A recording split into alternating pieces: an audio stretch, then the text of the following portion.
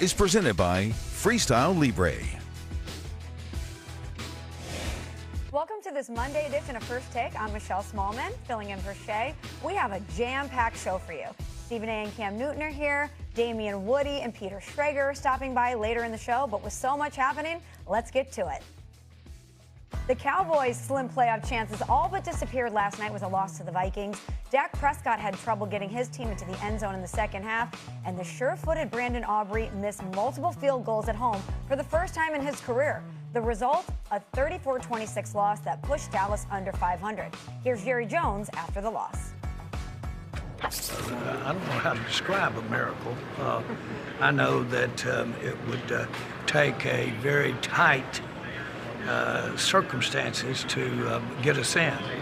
And when we expected that, we thought we'd have to win out to have a little room, but not a lot. Now, of course, I know how to count. Definitely not a lot of room. The Cowboys' playoff chances fell to 1% with the loss and were eliminated from wild card contention. Dallas now has to win their final 3 games and have the Eagles lose their final 3 games to win the NFC East and to reach the playoffs. To discuss the end of the Cowboys season, we have a very special guest. The one and only Michael Irvin is here. And Michael, is this season a failure for the Cowboys? I can hear the fangs in his mouth laughing already. You know what I'm saying in my ear. And it just seems amazing that you know, when you beat the current champs or the perennial champs, I never get a call about coming on this show. But these kinds of times just seem like I end up right here with Stephen A. Cam, how are you, my brother? I pray all is well with you, but that other fella I'm not thinking about. Yeah, I'm doing well, man. I'm doing, you know. Yeah. Why does it have to be like that? Why does it have to be like that, playmaker? Hey, you know, I just want to say to you and the family, happy holidays. It's wonderful, wonderful to see you. Now, I'm always happy to see you. It's just that your timing is just so impeccable. I mean, that's what playmakers do. So, Cam, I don't know if you know that. That's one of the great elements about the playmaker. I mean, the timing is impeccable. Out of all the Mondays to come on, it would be this Monday. It would be this Monday morning. You understand what I'm saying? Not when they won 3 straight. Hey. Not when they won 3 straight. Not when they were looking like they were going to catch the Eagles. It's when they nosedived over the last 2 weeks and just fell apart like a cheap bag of bricks. That's what happened. You understand what I'm saying? So it's real. And I told you before, Cam, I tried to tell him. Now, Cam, this is special for you because I never bother you. I never bother you about this, Cam. But I tried to tell Michael Irvin, as long as he had that damn hairdo, they weren't going to win. I tried to tell him that. You know what I'm saying? I said, there's little elements that come along with it. Get rid of the hairdo, and you might have a chance. But he didn't listen. You understand? He didn't listen to me when it came to Micah Parsons. He didn't listen to me when it came to his hairdo. He didn't listen to me when I came to Dallas and looked people in the face in Dallas, Texas. And I said, be patient. Just wait for it. It's coming. Don't you worry. They will not let you down. And sure enough, here I am, right before Christmas. And they've done it again. Yeah. Man, listen. One of the main things that, you know, is extremely alarming, you know, while watching last night's game was that Right. the Dallas Cowboys was disenchanted. They were scrambling, trying to unmask what the Minnesota Vikings were trying to do defensively. It was a scheme that was brilliantly created. But at the end of the day, to answer the question, is this season a failure for the Cowboys? I would say no. The reason being is you have identified some type of identity for the Dallas Cowboys, and you know going into the offseason what exactly you need, you know, to get your team over the hump. I think, my hat goes off to Coach Schottenheimer because the expectation wasn't much, especially, I'm speaking for myself. I didn't expect this type of offensive dominance that they had, in Dallas, and they still will have that moving forward. Now, what do they do with George Pickens is going to be the biggest question. I think all season acquisitions need to go obviously directed to the defensive side of the football, and the reality of everything else everything will kind of fall in place. But, it is an absolute failure for most teams to be able to say we don't make it to the playoffs. But even going to the playoffs with that type of defense, they wasn't going to make it far. We all knew that. We all know that. And I think to make matters, better for the future, you have to pay a lot of attention to the defense in the offseason.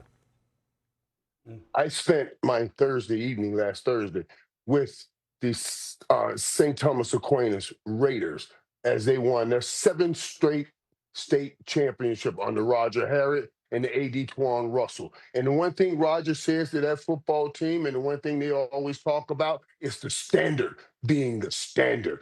Roger looked at me and guys like my nephew Tony Sands and said, man, you guys have set the standard. And the standard is the standard. We said it at St. Thomas. We said it, men before me said it right here in Dallas. They set the standard, and we came on and we put our piece of the standard on that. Absolutely, this is a failure because the standard is the damn standard.